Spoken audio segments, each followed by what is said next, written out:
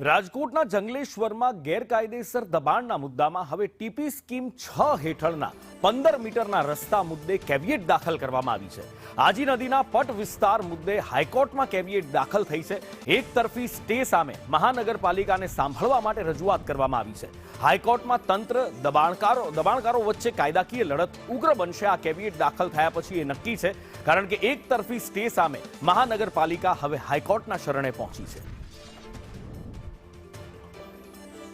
રાજકોટના જંગલેશ્વરમાં હજારો લોકોના આશિયાના છીનવાઈ રહ્યા છે અને એના કારણે ત્યાં રહેતા લોકો જેમના આશિયાના છીનવાઈ રહ્યા છે એ કોર્ટના શરણે પહોંચ્યા હતા અને કોર્ટ દ્વારા 90 દિવસનો વચગાળાનો સ્ટે મૂકવામાં આવ્યો હતો અને એમના દ્વારા કહેવામાં આવ્યું હતું કે વર્ષોથી એ લોકો અહીંયા રહે છે, કાયદેસર રીતે લાઇટ બિલ ભરે છે, ટેક્સ પણ ભરે છે, તો પછી એમના મકાન કેમ તોડવામાં આવી રહ્યા છે? અને એ રડતી આંખો આપણે જોઈ હતી, એ દિવ્યાંગ લોકોને આપણે જોયા હતા કે જે ચિંતામાં હતા કે ક્યાં જશે, શું જશે। પણ હવે સામે જ્યારે મહાનગરપાલિકા દ્વારા કેવિયેટ દાખલ કરવામાં આવી છે ત્યારે દબાણકારો અને મહાનગરપાલિકા વચ્ચેનો આ જંગ વધારે ઉગ્ર બનશે એવું દેખાઈ રહ્યું છે। વધુ માહિતી સાથે મયુર મારી સાથે જોડાયા છે। મયુર, મહાનગરપાલિકાએ હવે પોતાને સાંભળવા માટે કેવિયેટ દાખલ કરી છે, આગળ આ જંગમાં ઘણા નવા વળાંક આવે એવી શક્યતા દેખાઈ રહી છે।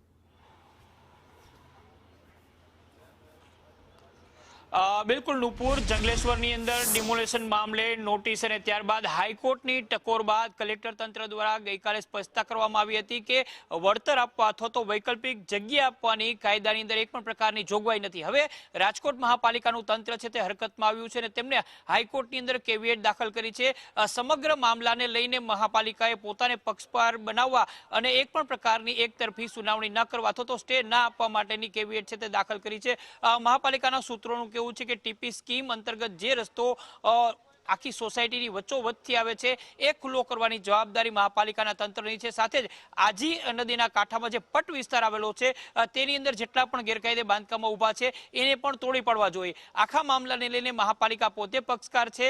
હવે માત્ર કલેક્ટર તંત્ર કે પછી દબાણકર્તાઓ વચ્ચેનો મામલો નથી, પરંતુ આખો જંગ ત્રિકોણીયો થવાનો છે અને મહાપાલિકાને પણ આ મામલાને લઈને સાંભળવા જોઈએ। મહાપાલિકાનું તંત્ર રિવરફ્રન્ટની જવાબદારી સંભાળી રહ્યું છે। આજી નદીના પટથી લઈને ભગવતીપરા સુધીનો આખો 11 કિલોમીટરનો આજી નદીનો જે કાંઠો છે તેની અંદર જેટલા પણ દબાણ છે તે તોડી પાડવા માટે મહાપાલિકાએ 5 વર્ષ પહેલા તૈયારી કરી હતી, ત્યારબાદ નોટિસો પાઠવી હતી। હવે જે પ્રકારે મહાપાલિકા હાઈકોર્ટની અંદર પક્ષકાર બન્યું છે, આખો જંગ કાનૂની દાવપેચની અંદર જોવા મળશે। આગામી સમયની અંદર હાઈકોર્ટ શું નિર્ણય લે છે, કઈ રીતે આખો જંગ ખેલાય છે, એના ઉપર સૌ કોઈની નજર રહેશે। અનુપુર, લગભગ 20,000 કરતા વધુ લોકોએ જંગલેશ્વર અને આસપાસની સોસાયટીના વિસ્તારમાં રહે છે। 5,000 કરતા વધુ પરિવારો છે। 1358 જે દબાણો છે તેને પ્રાથમિક તબક્કે કલેક્ટર તંત્ર દ્વારા નોટિસ આપવામાં આવી હતી અને આ નોટિસને લઈને હાઈકોર્ટની અંદર જ્યારે કેસ દાખલ થયો હતો ત્યારે સ્ટે આપવામાં આવ્યો હતો। જી મયુર, માહિતી બદલ આપનો આભાર।